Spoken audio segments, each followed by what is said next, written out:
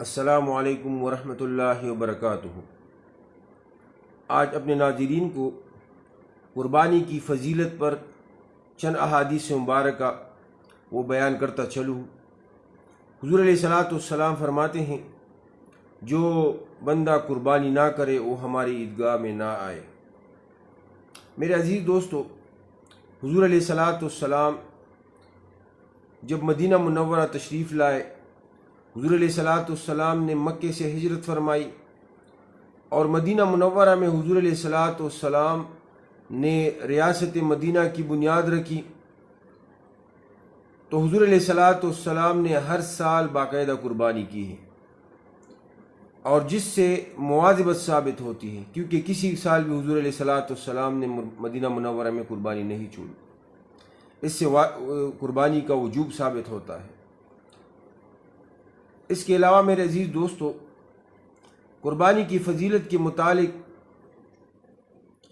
حضرت زید بن ارقم رضی اللہ تعالیٰ عنہ کی روایت ہے کہ حضور علیہ الصلاۃ والسلام کے صحابہ کرام نے حضور علیہ الصلاۃ والسلام سے پوچھا، ما هذه الاضاحی یا رسول اللہ؟ قال رسول اللہ صلی اللہ علیہ وسلم سنت ابیکم ابراہیم۔ حضور علیہ الصلاۃ والسلام سے صحابہ کرام نے پوچھا کہ یہ قربانی کیا چیز ہے؟ تو حضور علیہ الصلاۃ والسلام نے فرمایا، یہ آپ کے باپ دادا ابراہیم علیہ السلام کی سنت ہے۔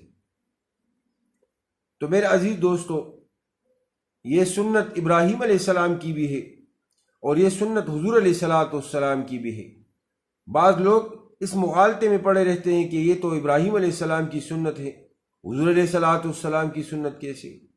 تو میرے عزیز دوستو، ابراہیم علیہ السلام کی سنت ہے، اور جب حضور علیہ الصلاۃ والسلام نے اس پر مواظبت کی اور حضور علیہ الصلاۃ والسلام نے باقاعدگی سے کیا، تو یہ حضور علیہ السلام کی بھی سنت ہے، کیونکہ حضور علیہ الصلاۃ والسلام باقاعدہ قربانی فرماتے تھے۔ تو میرے عزیز دوستو، قربانی اللہ جل جلالہ نے امت مسلمہ پر یہ واجب کی ہے۔ اس لحاظ سے ہم مسلمانوں پر یہ ایک فریضہ ہے۔ قربانی کے ایام ابھی شروع ہونے والے ہیں، ابھی سے ہر صاحب حیثیت شخص کو اس کی فکر کرنی چاہیے، کیونکہ قرآن میں احادیث مبارکہ میں اس کی بہت بڑی فضیلت آئی ہے۔ اللہ جل جلالہ کلام اللہ میں فرماتے ہیں، لن ینال اللہ لحومها ولا دماؤها ولکن ینالہ التقوی منکم۔ اللہ جل جلالہ کو آپ کی قربانی کے جانور کے گوشت کی اور اس کے خون کی کوئی ضرورت نہیں، اللہ تبارک و تعالیٰ کو آپ کے دل کا تقوی چاہیے۔ اس لیے میرے عزیز دوستو، قربانی سے پہلے اپنی نیت کو درست کیجئے کہ اللہ جل جلالہ کے لیے ہم اس قربانی کی ادائیگی کر رہے ہیں، اور اللہ تبارک و تعالیٰ ہماری اس قربانی کو قبول فرمائے۔ میرے عزیز دوستو، قربانی کے ایام میں قربانی سے بڑی عبادت کوئی بھی نہیں ہے، الا کہ رشتہ داری کے پاس رکھا جائے۔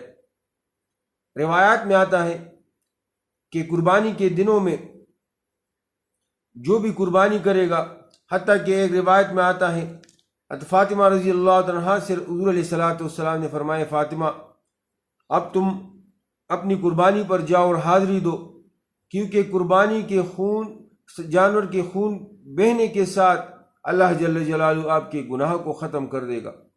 فاطمہ رضی اللہ عنہا نے فرمایا، اے اللہ کے رسول، یہ فضیلت عظیمہ یہ صرف اہل بیت کے لیے ہے کہ یہ سارے مسلمانوں کے لیے ہے؟ حضور علیہ الصلاۃ والسلام نے فرمایا کہ یہ سب امت مسلمہ کے لیے ہے، سب مسلمانوں کے لیے فضیلت ہے۔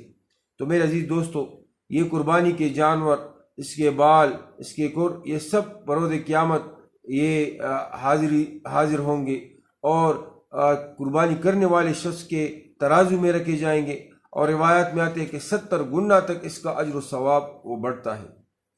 تو اس لحاظ سے قربانی ایک عظیم عبادت ہے، بہت بڑی عبادت ہے، حضور علیہ الصلاۃ والسلام سے ثابت ہے، حضور علیہ الصلاۃ والسلام کے صحابہ کرام سے ثابت ہے۔ اس لیے ہمیں اس پر غور فکر کرنا چاہیے اور اس کی ادائیگی کی طرف متوجہ ہونا چاہیے۔